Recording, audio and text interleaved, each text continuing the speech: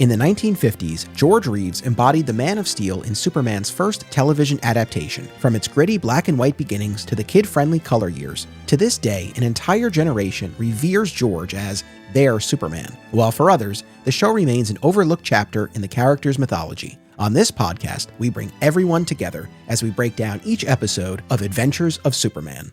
Welcome to a special edition of another exciting episode in the Adventures of Superman. I'm your host, Anthony Desiato. Our Season 2 coverage begins in 1 week, but first, a special interview with Jim Nolt, the man behind the Adventures Continue website. I hope you enjoy. Jim, welcome. Good evening. How are you? I'm doing well. I so appreciate you taking the time to join us on another exciting episode in the Adventures of Superman. No discussion of luminaries within the Adventures of Superman fandom would be complete without you. You've done so much over the years through your website, Facebook group, YouTube channel, the luncheons that you organize to really keep the flames of this fandom alive. And I want to talk about all of that. But to start, I really would love to go back to the beginning and to the personal side of all of this. Could you talk to me about how you first discovered the show, what the experience was like as a child watching it, how it became part of your routine, what it meant to you? I'd be so curious to hear. I first saw Superman in 1953 during its original run. I was born in 46, so in 53, I turned 7. I was still 6 when the show started. And it was on 2 channels in my area in Pennsylvania. I caught it on WGAL, Channel 8 out of Lancaster, on Wednesdays at 6 o'clock, and on Monday night at 7 on WCAU TV out of Philadelphia. And I know that I missed the first episode, Superman on Earth, and the second one was The Haunted Lighthouse, and that's the first episode I saw. And I can't explain it, but something clicked on, and it has held my interest now for these last 71 years. That's absolutely amazing. What I know, I know you've talked and you've written about this, but I mean, what is it about the show and specifically George's depiction of the character that not only resonated so much then, but has continued to resonate with you over all of these decades? I've tried to answer that. When you said, what is it about the show? I was going to say, well, it's George Reeves. What it is about George Reeves, I can't put that into words. It's his sincerity, his humanity, his generosity, his understanding, his demeanor. There is just something about that man that in the role of Superman that I like. I've certainly seen him in other roles, and while I enjoy those, I don't feel the same connection that I do with when he's playing Superman. He had a way of pulling viewers, me anyway, into that screen and becoming part of whatever it was they were doing. That's the only thing I can put into words. Maybe in a way you've already answered this, but I know you've had the opportunity to meet or speak with a number of cast members over the years, but not George himself. If you had that opportunity, what would you say to him? Well, of course, I'd have a lot of questions. And I think what keeps driving me as far as the luncheons and meeting people and is all of this that I've done over the last 50 years is a way to say, thank you, George. No, that's beautiful. And I'm sure I speak for many fellow Adventures of Superman fans when I thank you for all of your work. And certainly as I've been learning more about the show and doing this podcast. Your website has been a great resource, and it's been wonderful to be part of the Facebook group as well. And that's actually one of the other things I wanted to ask you about. At what point and what inspired that transition from I'm a fan of the show, I love watching the show, to becoming this custodian of sorts of the show and creating the website and the group and the YouTube channel? When did that come into play? Back in the 70s, when the series went off the air after George's death, although I don't think it ever went completely off the air, but in my area it did. I didn't see episodes between 1960 and 65 when it came back with the color prints. Eventually showed up on television in 65. So I was away from it for a very brief period. And then in 65, like I said, the show aired again in color, at least the color episodes. And then by that time I was in college and I got married and started a family. So I certainly had a lot of other things going on in my life. But then Gary Grossman's book, Superman Serial to Serial, came out in 1976. And I just credit Gary with rekindling that fire. And soon after I read his book, never dreaming that we'd become friends one day, I started to contact. His book allowed me to know that people involved with the series were still alive and active. So I set about to contact those people as I could. And by 1980, I was sitting in Whitney Ellsworth's house having lunch with him and his wife. And later that same day, visiting with Bob Shane. I got to know Dabbs Greer, and we had a 30-year friendship. Jack Larson and Noel Neal followed soon. Sadly, Whitney Ellsworth died about a month after I had lunch with him.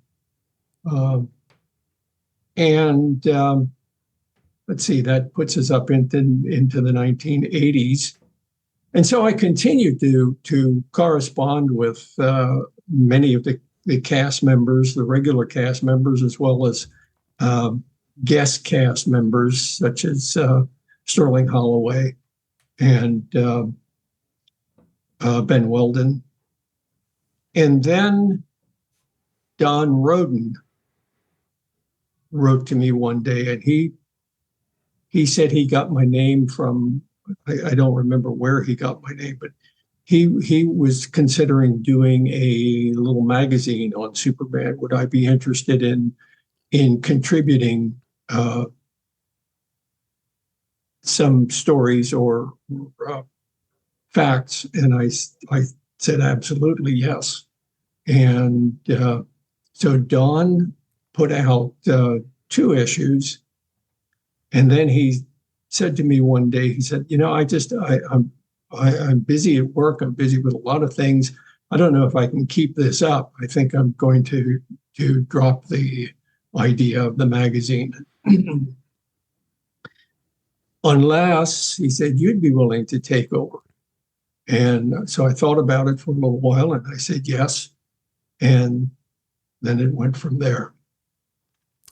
That's terrific. One of the other things I'm curious about, when you've connected with fellow fans, either in person or through the internet, through your website, through Facebook group, through email correspondence, what do you find fellow fans are most keen to talk about, or that they're quickest to ask you? Like, I'm curious, those conversations, especially initially, what do you find that your fellow fans are, again, most interested in discussing when it comes to this show?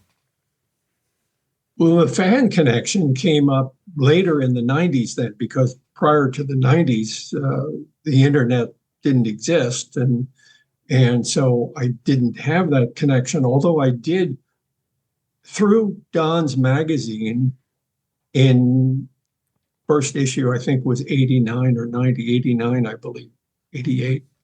I started to get some letters. And so it was letters back and forth. And then I got a personal computer sometime around 94, 95, and AOL came about, and that opened up a lot of avenues. What they were interested in is never thought about that before. Just talking about the series in general and their feelings. I found out a common expression that almost everyone I talked to had was, I thought I was the only one. And then when we started communicating with each other, they realized they were not the only ones. And I think that just created this bond between everybody, because we all had that same feeling at one time. Yes, and to be able to share that with someone, no, I know that can be very powerful. I've also gotten the sense, just from either people I've interacted with or just seeing comments online, and your website, I know there's so much interest in the history of the show, the production history, the behind the scenes trivia. For example, you have on your website, The Adventures Continue at jimnolt.com, a whole section devoted to the summer of 1951 and the filming of the first season. And I'm just curious, for you, or from whatever you've been able to glean from your fellow fans, what is it you think that motivates such interest in the historical behind the scenes aspect? Well, that was a fascinating summer, and I speak for myself, but I think I also speak for others in that they started that series. Bob Maxwell produced the first 26 episodes, and they started that without a clear idea of how they were going to do it. And they pulled it off magnificently. There are certain aspects of the George Reeves series that haven't been equaled. First of all, the casting of George Reeves.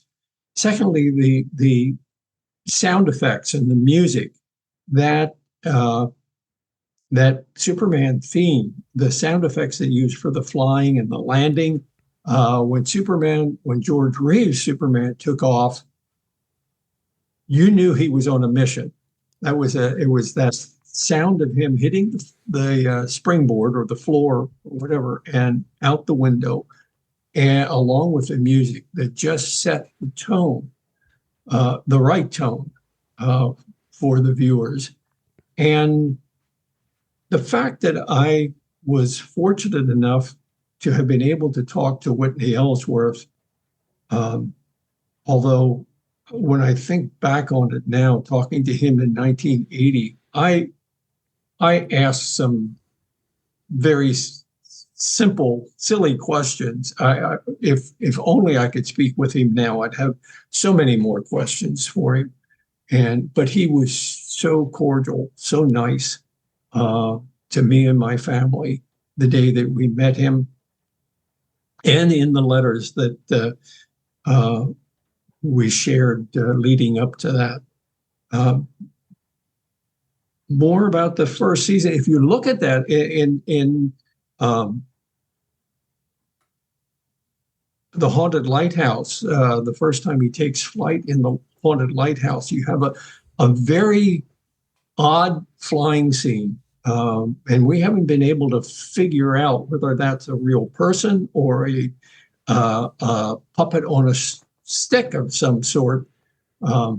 If you could include a shot of that in this later, that would be interesting, because he's whatever it is, the figure, the one arm is up, the other arm is down, and it just looks so odd. And you could tell they didn't know yet how to make Superman fly.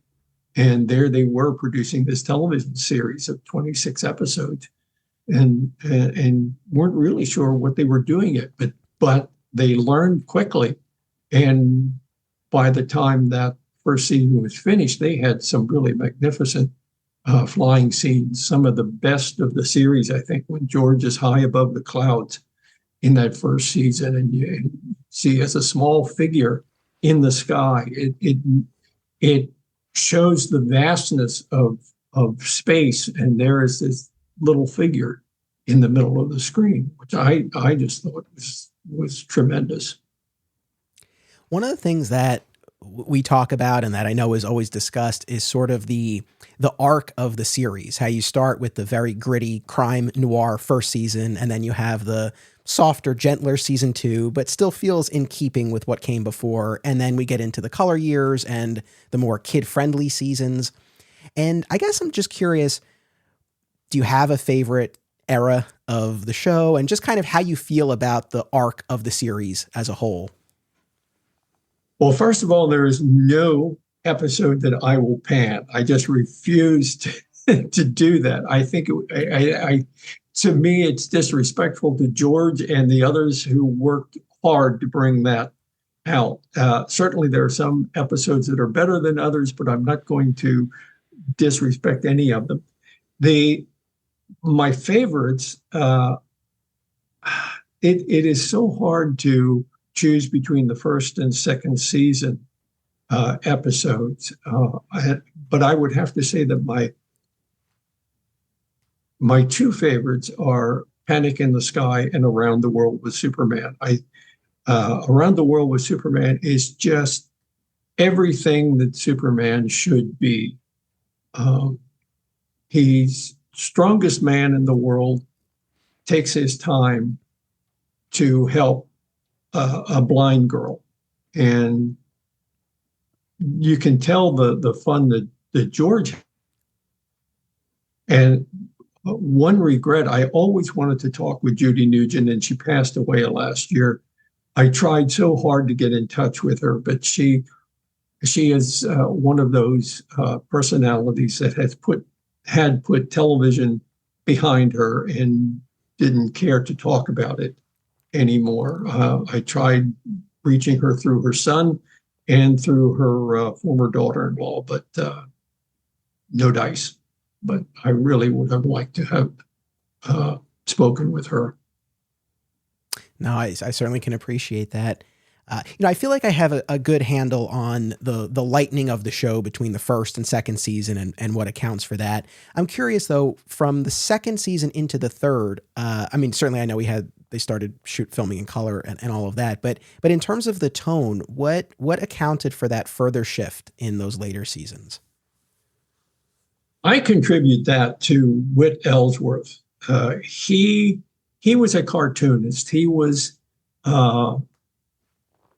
comic books were his background, and I think what we see there between the second and third seasons is Whit feeling more confident with himself and putting his stamp on it.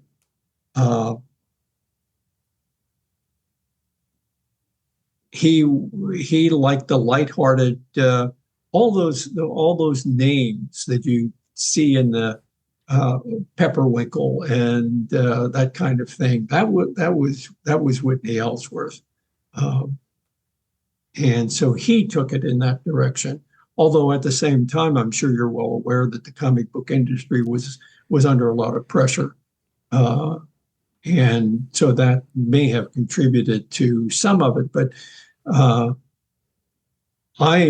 am convinced that it was mostly Whit Ellsworth. And talking with Whit and talking with his wife Jane after Whit Ellsworth died, you could, and his daughter, by the way, I corresponded with her for many years after Whit's death. That was his style. That was the way he wanted to go, and he took it in that direction. That certainly makes sense. One of the other things I was curious to get your take on, there are aspects of the Superman mythology that either were in effect in the comics at the time or would later be introduced in the comics or other media that were just not incorporated into Adventures of Superman. I think probably one example that people go to right away might be someone like Lex Luthor as an antagonist. I'm curious for you, are there any aspects of the Superman mythology that you would have liked to have seen incorporated into the show?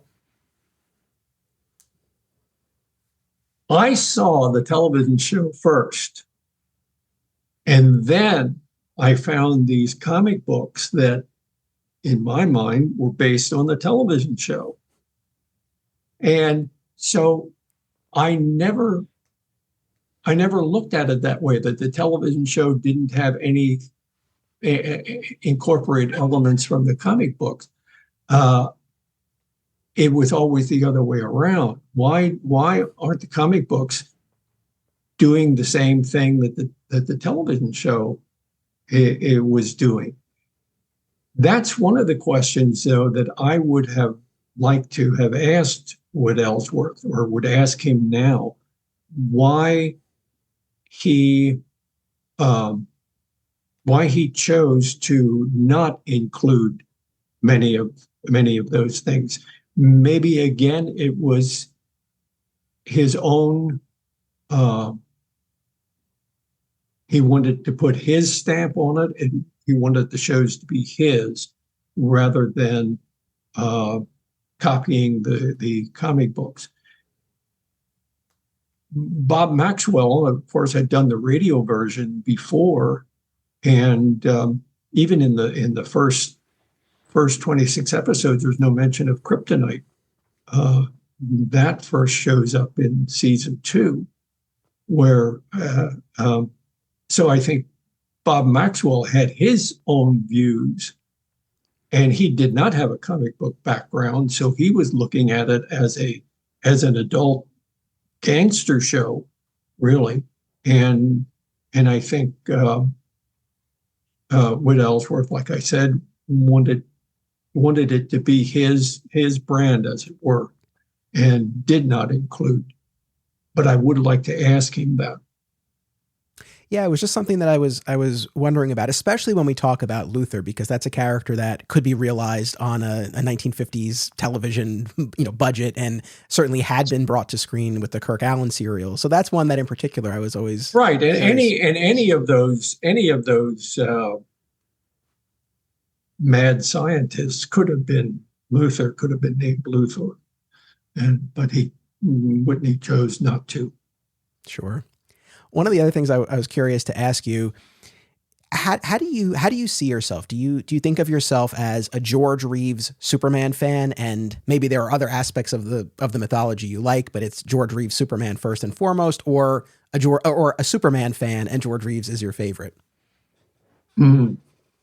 George Reeves. I'm a George Reeves fan, and it's George Reeves as Superman that is so compelling to me. It's not especially the Superman character. As a matter of fact, this is something that others and I talk about a lot. We would not even mind seeing as a matter of fact, we'd welcome it. Would have welcomed seeing a Clark Kent series. Clark Kent without Superman, just those Clark Kent, Lois Lane, Jimmy Perry, Spectre Henderson, working as ordinary people would have been great stories, provided great stories for us. So it's not necessarily, certainly the Superman character is an added attraction, but George held that show together. George and John Hamilton. I think he was so wonderful in the role of Perry White. I don't think that's been repeated since either. So, but like I said, this has been a part of my life since I was 6 years old. So it's really stamped in there, and people often send me things related to Superman, and I keep telling them it's not it's not Superman, it's George Reeves. It's that series that has my attention. Hey, fair enough. Have you experienced other or many other interpretations of the character, or do you Well, generally tend to stay away? Yeah. surely I watched. No, I have no aversion to them, but I look at them and it's, you know, somebody pretending to be Superman and just take it for what it is to me. George Reeves to me was Superman, was a Superman, and that's what I at the luncheon last July in Los Angeles. Janine Perot, who played the little girl in the episode Joey, was with us, and she talked about George, and she had admiration for him too. And she said when she got the role of in Joey, she was still she was thinking maybe I'm going to meet the real Superman. And she said, of course, George wasn't Superman, but she said he was a Superman, and so His performance was truly magical throughout, and especially any time he had scenes with a child, there was really something to that. This is a very recent instance, but one that I wanted to get your take on: the Flash movie and its realization of the DC multiverse and the imagery of George Reeves. I was just curious. I have my own take, which I'm happy to share. I'm just curious what your reaction to that was.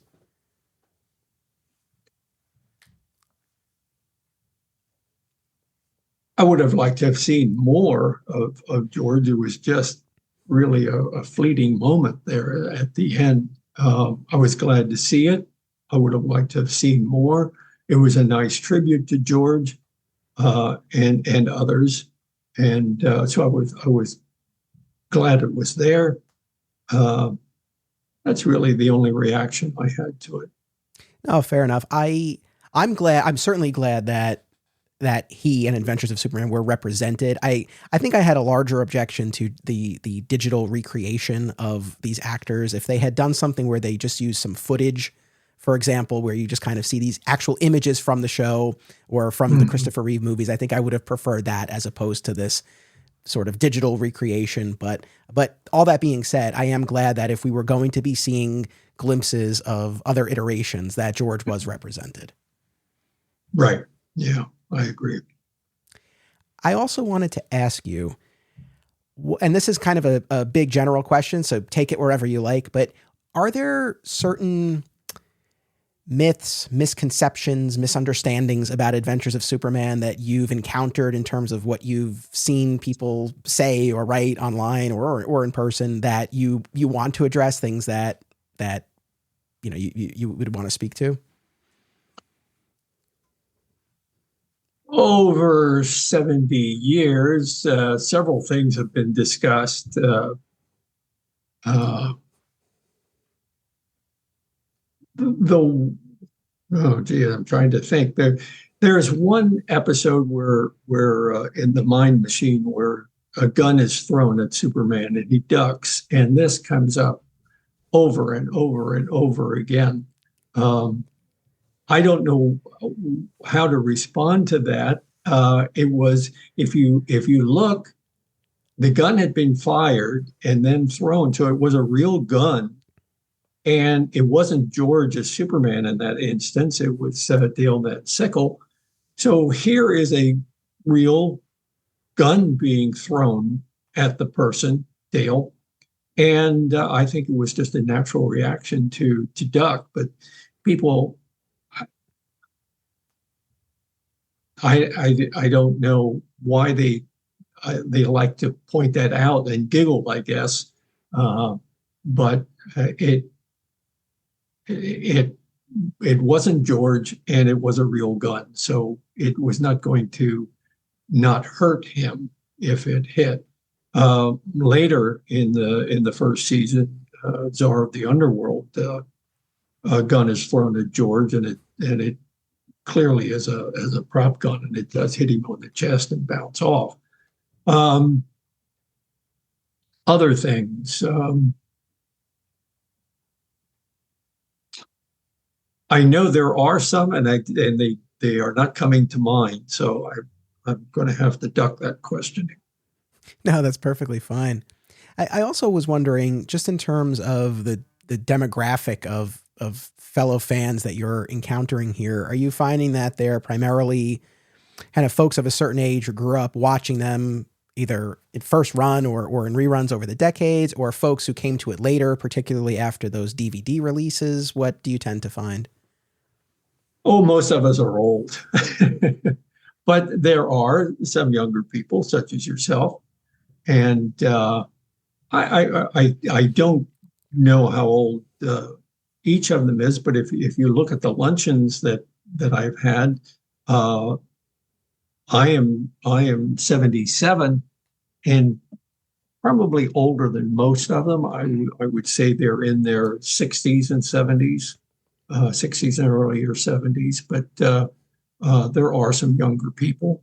I think the people of my generation are trying to pass it on to a younger generation. Then there are those who caught Superman in the 60s and 70s when it came back in color, and they know it only through reruns. But I would say generally the age is we're an older group, and we worry about that because as we fade out, George isn't going to have the same adoration that he currently has. Well, one of the things I'm happy to say, because I've heard from enough audience members, there are people who are new or newer to the show who have been rewatching the episodes along with us as we've been doing the podcast. So I'm happy for that. And yeah, for myself, wonderful, as someone who's newer to this, and certainly those DVD releases were really key for me. Kind of on that note, a frustration of mine is the lack of availability of the show currently. I know you can buy it digitally. I know, you can track down DVDs. But when DC had its initial version of its comic book app that also included video content, Adventures of Superman was there and it was great. And I was certainly hoping that that show would make the jump over to what then became HBO Max. And unfortunately, it didn't. So I'm just... No, and I don't understand that either. That's a big hole there. Also with the DVD release, they are advertised as being complete episodes, but there are several that are edited. And of course, they didn't use the original opening. They didn't have the commercials, the previews, the commercial bumper. I would have liked to have seen a better job on the DVDs than they have. Have you ever spoken to anyone from Warner's or spoken to someone who did? Have any insight into their kind of view on this? No. One glaring example is the stolen costume, which is I have never seen in recent years anyway. I've never seen a good copy of that. I don't know why. I know that a better copy was offered to Warner, but they didn't, at least according to the person who spoke to me, Warner didn't seem interested in having a better copy. But I can't speak for Warner. I never talked to anybody from there, so I don't like to criticize without knowing reasons why things are the way they are. They may have a very good reason for what they produced. Sure.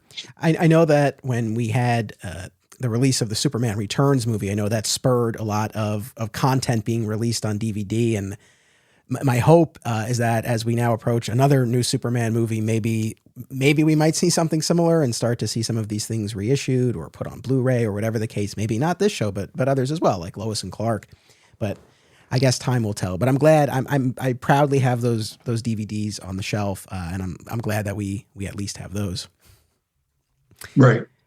We've mentioned the luncheons. Can you tell me how they came about? What are they like? How does one get to go to one of these? What's the deal with the luncheon? They came about by accident, really.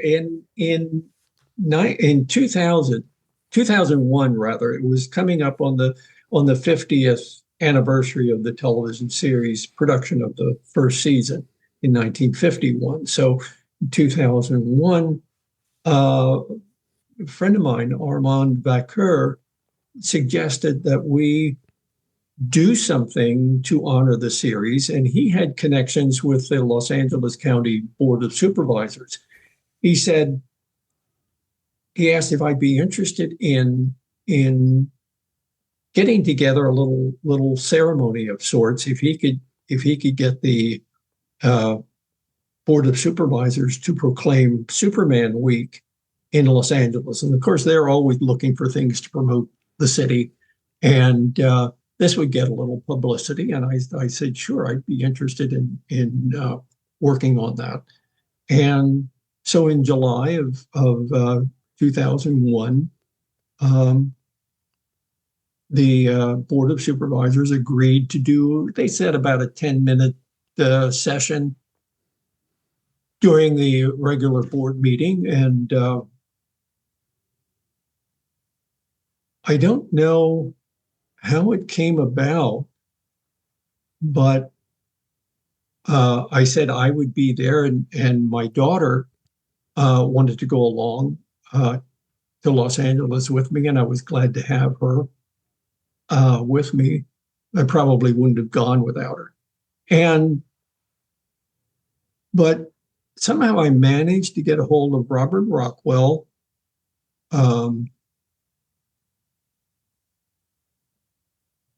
Names give me a problem. Luke Benson in Superman in the Moment. I can't think of his name right now. Can you? No, I don't have that offhand. I'm sorry. Okay. Oh, I really apologize, but I have trouble with names sometimes. And Jack and Noel. There were two representatives there from, or a representative there from Warner, Michael Walbrecht, and president of DC Comics at the time, Paul Levitz. Paul Levitz. That name I had. Yes, and Laura Siegel was there. And so we had this ceremony, and each of them said a few words, and I had a presentation. I have it on YouTube if you care to see it sometime. It's on my YouTube channel. And at the time, I was afraid I had too many people because they kept telling me, no, we have to keep this to 10 minutes. And as it turned out, it went for an hour, and people from the other people in the building left their workstations and came to watch the presentation. So it turned out really well, and it could have been more than it was. If I had known we could sneak all those people in and have all those little speeches, I would have invited more people. But so I enjoyed that. That was really great. And then Paul Levitz took everyone out to lunch. And we were prepared to pay for this lunch, but when it ended, Paul said he will take care of it. And I just looked at him. I said, "Are you sure?" He said, "We enjoyed this publicity." So that was really nice of him. And I have not thanked him enough over the years for that kind gesture.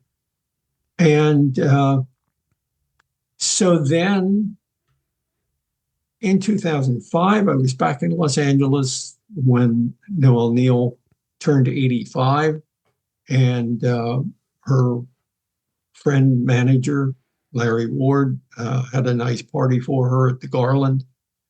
And then I thought, I wonder if we could get people to come again. I started out the first one in New York City. I had a dinner in New York, and can't remember, there were maybe 40 people there, 35, 40. And then I did another New York one in 2011. And then I was talking more with Larry Ward, and he said, I think he said, if you need help getting one organized for Los Angeles on a larger scale, uh, I'll gladly give you some pointers and advice. So I took him up on that, and that turned out to be just a magnificent uh, day, weekend. Jack Larson was with us. Um, and I can remember him at the end. He said, I now love Superman too. And he was so delighted to be a part of it. He told me later, he said that was an extraordinary day. And again, unfortunately, he died a year later. And then we had another one in Sarasota in 2017, back in California in 2018, and now this latest one in California in 2023. How you get there, how you get invited, I invite anybody in my Facebook group, and so we had close to 100 people this past July. That's tremendous. And how far did people come from to attend this? Well, in 2014, we had some from Australia. Wow. And two people from Australia, and really all over the country, East Coast, West Coast, middle of the country, Australia. The one fellow from Australia, he also came to Noel's 85th birthday party. And I don't know how he survived it. He flew in, attended the party, and flew right back to Australia. He was wiped out by that time. Yeah, I can imagine. He said he'll never do that again. Wow. Well, we've mentioned your website, and like I said, it's been a tremendous resource.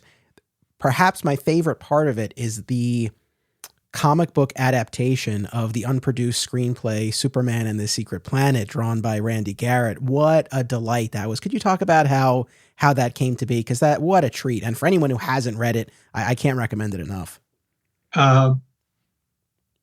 Randy and I were friends for a long, long time. And from the very beginning of the print version of The Adventures Continue, he did illustrations for me.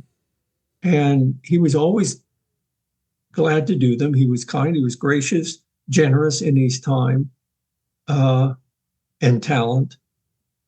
And when I got a copy, again, some of this goes back now so many years, and it's hard to remember exactly how things came to be. But I got a copy of the script to Superman and the Secret Planet. And Randy and I just talked, and he said he'd like to just illustrate some of it. I said, that would be fine. I'd love to see that. Well, he started then, and he did such a great job. I said, let's just continue this. And it runs 40 some pages, I think. And it took years to complete it, but Randy stuck with it, and he supplied the illustrations. I added music to it, and there it is. And I enjoy it too. He is just a tremendous talent. It really is such a treat. Did you ever hear anything from DC, or did he, as far as you know? Mm-hmm. No. I know over the years, DC published comic books set in the style and continuity of the Adam West Batman show and the Linda Carter Wonder Woman show. Sadly, I feel like the ship has sailed. But at the time, did you have any hope that we would see a George Reeves Superman comic from DC? We always hope. We always hope for anything to promote this television series. I would have liked to have seen that, yes. And it was suggested several times by others, not myself, who had some connection to the Warners. But I don't know what their. I don't know if it's. As far as I know, they own the George's likeness. They could do that if they wanted to. I don't know why they don't. Some people speculate, well, George's suicide maybe has something to do with it, but I think we're way past anything like that. We understand if in fact George committed suicide, we understand how the facts of life. Some people commit suicide, and while it's unfortunate, it's nothing to shun or to be ashamed to admit to by Warner that happened. Right. And especially the fact that these days there's such a more open discourse about mental health and mental health awareness. So I would hope Right. that would not be a roadblock Right. in an instance like this. Yeah. So, well, in any event, I do hope people will go to the website and read Superman and the Secret Planet. It's really tremendous. And again, for anyone who hasn't read it, if you've watched this entire series, and it's this bonus, and you get to see a story of such a different scope and scale than you typically would see on the show, but it still feels like the show. It's great. Right. We got President Eisenhower in there, and if you look at some of those closing panels, you see that Randy paid tribute to myself. I'm in one of the illustrations, or more than one, I think, and some other friends are in there, along with some of the characters from the Superman television series. This is such a specific question, but the title of this podcast, Another Exciting Episode in the Adventures of Superman, comes from the end of that opening in the first season. And I know that line gets dropped moving forward. I was just curious, any sense why? Because I feel like it's such a great way. And now another exciting episode, such a nice way to kind of tee it up. What accounts for that? No, I don't have any idea why that was dropped. Again, there was Maxwell's the first season, and Witt didn't continue to use that, although almost all the other elements are there, but not that. And I will let you go. I don't want to keep you too long. I'm enjoying this. Oh, terrific! As am I. I really appreciate you taking the time. This I feel like is such an obvious, maybe basic question, but the shift in Lois Lane performer moving from season 1 to season 2, because right now I've started my season 2 recordings. We're well into season 2. Of course, I've already seen all of season 2, but I'm just kind of curious. Again, I'll kind of make this an open-ended one too. Take it wherever you want, but just kind of your take on this change in Lois, what each one brought, anything that you might want to share on that front. Because I know it's something, going back to one of my earlier questions, with things that people talk about with respect to the show. I know that's a big one. Whenever anybody asks me that question, I always say Phyllis was perfect for the first season and Noel was perfect for the remaining seasons. Phyllis had an edginess, an earthiness that I admired. She was just, I knew Phyllis for several years back in between 2000 and 2002. We spoke on the phone often. And I helped her to sell some of the pictures online, autographed pictures. And I enjoyed talking with her. And I also was great friends with Noel for almost 20 years, I guess. Each was just right for the times and the production. And I won't say which one I like best. Fair enough, but I do think the way that you put it makes sense. And when we take into account the shift in tone, I think that's a very fair assessment. And they both certainly brought so much to it, and are really iconic performances, each in their own right. those were essentially the questions that I had. Is there anything else that you've never been asked that you would want to talk about, or just anything else that you want to discuss with respect to this, or just anything else you want to say before we part? The only thing I'd like to add is that what has developed over the last 70 years is a community of friends. And I get great pleasure from seeing members of the Adventures Continue Facebook group and people I've known for so many years get together and enjoy each other's company in the name of George Reeves. My daughter and son-in-law recently took a trip to Florida to meet up with some friends, and they call that the Sunshine chapter of the Adventures Continue. And I have developed a close friendship with several people, and we meet on Zoom every Monday and Friday evening, and we call ourselves the Superman Group. I also loved having Janine Perot and Beverly Washburn and Greg Moffat at the last luncheon. And Greg said he is overwhelmed sometimes by how well he has been received by the group. He said, I don't know why. I was in one episode for a few minutes, and this group has embraced him. But I think that's the whole legacy of George Reeves, this friendship that has developed. I think we'd all like to give George a big hug and a thank you. But what we can't do that, but what we can do is embrace each other in George's name. And that's what keeps driving me forward. That's a beautiful sentiment and well said. And I think a perfect note to go out on. So I want to thank you again for everything that you've done for the show and this fandom. And thank you so much for taking the time to come on the show. I had a great time. Thank you very much, Anthony.